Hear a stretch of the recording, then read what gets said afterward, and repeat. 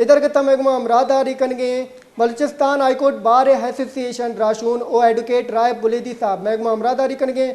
अस्सलाम अस्सलाम वालेकुम सर, बहुत शुक्रिया आपने वॉच न्यूज़ को टाइम दिया। वालेकुम सलाम। सर एडवोकेट साहब, ये जो हाई कोर्ट का फैसला आया है कोऑर्डिनेटर और तर्जमान के हवाले से, आप इसे कैसे देखते हैं? मैं समझता हूँ कि ये बलूचिस्तान हाई कोर्ट का ये एक बहुत बड़ा अच्छा इकदाम है। और इस वक्त बलूचिस्तान में जो बैड गवर्नेंस है, जो बदनवानी है, जो करप्शन है, और ये बलूचिस्तान की तारीख का कभी भी ऐसा हुक्मरान नहीं रहा जो मौजूदा सूबाई हुकूमत में, जहाँ पे पोस्टें बिकती हैं, जहाँ पे ट्रांसफर पोस्टिंग बिकती हैं, जहाँ पे वज़रा की जो पोस्टें हैं वो बिकती हैं। अब और बलूचिस्तान असम्बली की मेंबरान की मौजूदगी में कोऑर्डिनेटर जिनको माहाना लाखों रुपया दिया जा रहा था, बताया जा रहा था कि ये जो कोऑर्डिनेटर मुफ्त में काम करेंगे। जब बलूचिस्तान हाई कोर्ट में रिपोर्ट जमा की गई तो उनको बाकायदा सरकारी गाड़ियां दी गई, उनको तनख्वाह दिया गया, इनको 250 से ज्यादा पेट्रोल माह लीटर दिया जा रहा था, टेलीफोन की सहूलतें, गैस बिल, बिजली के बिल, सिक्योरिटी गार्ड।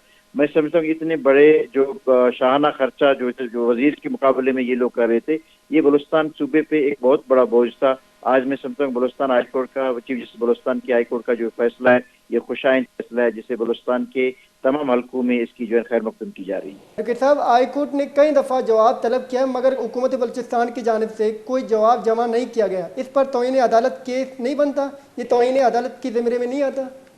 मेरे ख्याल में उन्होंने एसओजीडी की तरफ से और चीफ सेक्रेटरी बलूचिस्तान जो जिन्होंने तैनात किया था और वज़ीर आला बलूचिस्तान की, उनका तो जवाब आ चुका था कि उनका वहाँ पे नुमाइंदा एडवोकेट जनरल मौजूद होता रहता है। अलबत्ता जो फैसला आज जो दी गई है, मैं समझता हूँ ये एक तारीखी फैसला है, ये अच्छा इकदाम है।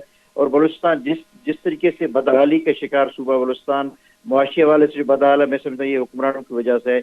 कोई ऐसा महकमा नहीं है, कोई ऐसा पोस्ट नहीं है, ट्रांसफर पोस्ट नहीं है जहाँ पे बिकते नहीं है।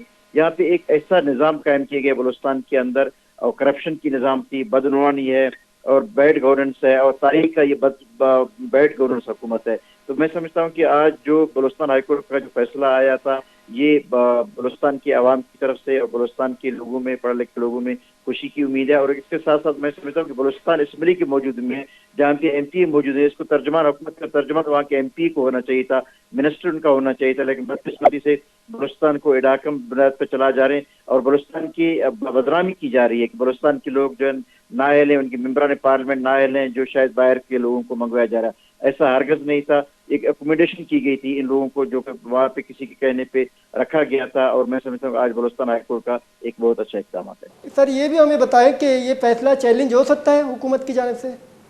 देखिए, वो सुप्रीम कोर्ट में तो उनका है, वो चैलेंज कर सकते हैं अगर वो करना चाहें। मेरे ख्याल में बलूचिस्तान गवर्नमेंट में कोई ऐसा नेक नामी नहीं है जो इसकी जो है क्योंकि इतनी गैर आईनी इस अमल किया गया था, गैर कानूनी अमल किया गया था। जब जहाँ पे मामला था इलीगल हो, गैर आईनी हो, गैर कानूनी हो, तो मेरे ख्याल में बलूचिस्तान हुकूमत को जवाब नहीं है कि इनको सुप्रीम कोर्ट में चैलेंज करें।